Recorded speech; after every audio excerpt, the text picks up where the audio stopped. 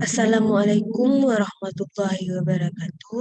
Perkenalkan, nama saya Mesyalana Fitri dengan PP 211011152610204. Saya berasal dari kelas SI5, Sistem Informasi Manajemen. Baiklah, saya akan mempresentasikan tentang syarat-syarat sistem. 1. Sistem harus dibentuk untuk menyelesaikan suatu tujuan. 2. Elemen sistem harus mempunyai rencana yang ditetapkan. 3. Adanya hubungan di antara elemen sistem. 4.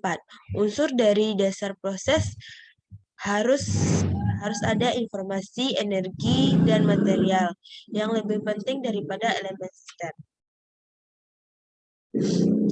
Komponen sistem. Komponen sistem harus ada 1. Batasan sistem atau boundary. 3. Lingkungan luar sistem atau environment. 4. Penghubung sistem atau interface. 4. Masukan sistem atau input. 5. Keluaran sistem atau output. 6. Pengolahan sistem. 7. Sasaran sistem atau objektif. Karakteristik dari sistem. 1. Sistem yang diklasifikasikan berdasarkan terwujudnya. 1. Sistem fisik. Sistem fisik adalah sistem yang nyata, dapat dilihat, dan dapat disentuh secara fisik. Contohnya, sistem komputer dan sistem transportasi. 2. Sistem abstrak atau konseptual. Sistem ini yang berupa pemikiran atau ide-ide serta hanya dapat menggambarkan data atau informasi. Contohnya, sistem teknologi. 2. Sistem yang diklasifikasikan berdasarkan kealamiannya. 1. Sistem alamiah, yaitu sistem yang terjadi melalui proses alam, tidak dibuat oleh manusia. Contohnya sistem perbuatan bumi. 2. Sistem buatan. Sistem buatan adalah sistem yang dirancang oleh manusia atau buatan manusia. Sistem buatan melibatkan 2 unsur sumber daya, yaitu sumber daya manusia dan sumber daya mesin, sehingga disebut dengan human machine system.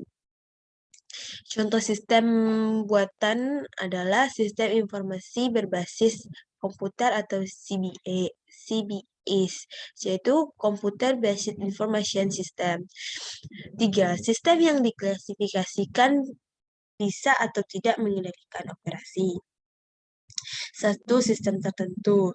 Sistem yang beroperasi sesuai dengan prediksi dan berinteraksi di antara bagian-bagiannya yang sudah dideteksi dengan pasti sehingga hasilnya sudah dapat diramalkan. Contohnya sistem komputer.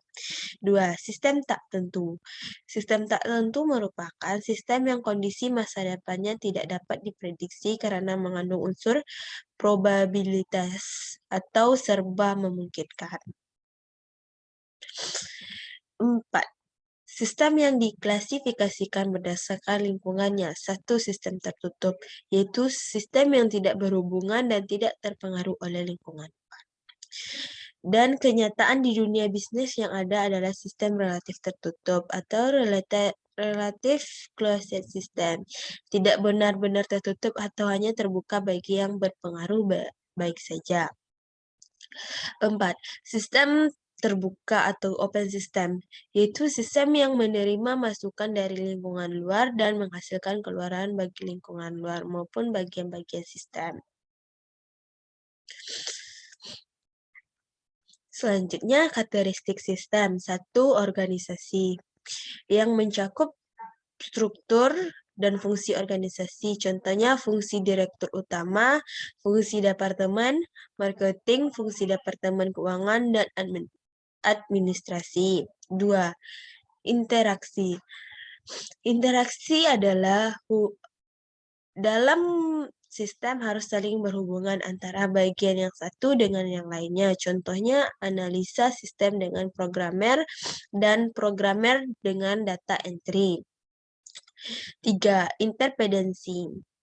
Bagian ini yang satu mempunyai ketergantungan dengan bagian yang lainnya. Contohnya bagian marketing saling bergantung dengan bagian produksi dan bagian keuangan dan administrasi dalam hal penagihan pada customer.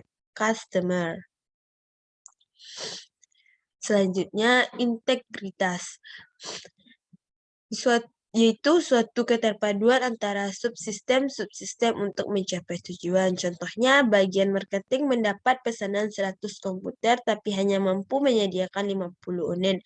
Maka untuk menangani masalah tersebut diadakan kerjasama dengan perusahaan lain yang bergerak dalam bidang yang sama. Selanjutnya, main objection atau pemusatan tujuan yang sama dari masing-masing subsistem yang mempengaruhi kualitas informasi. 1. Akurat. Informasi harus benar-benar bebas dari kesalahan dan tidak menyesatkan. 2. Tepat waktu. Informasi yang datang kepada penerima tidak boleh terlambat. 3. Relevan. Informasi harus mempunyai manfaat untuk pemakainya. 4. Lengkap. Informasi yang akan digunakan harus selengkap mungkin, jangan setengah-setengah.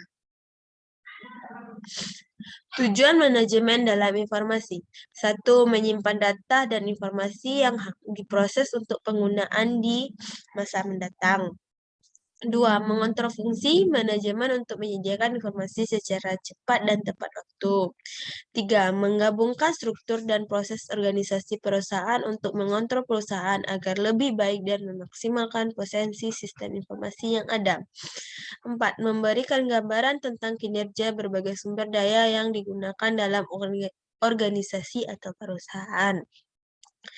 Ya, sampai di sinilah presentasi saya. Kalau ada kesalahan, saya mohon maaf. Saya akhiri dengan Assalamualaikum warahmatullahi wabarakatuh.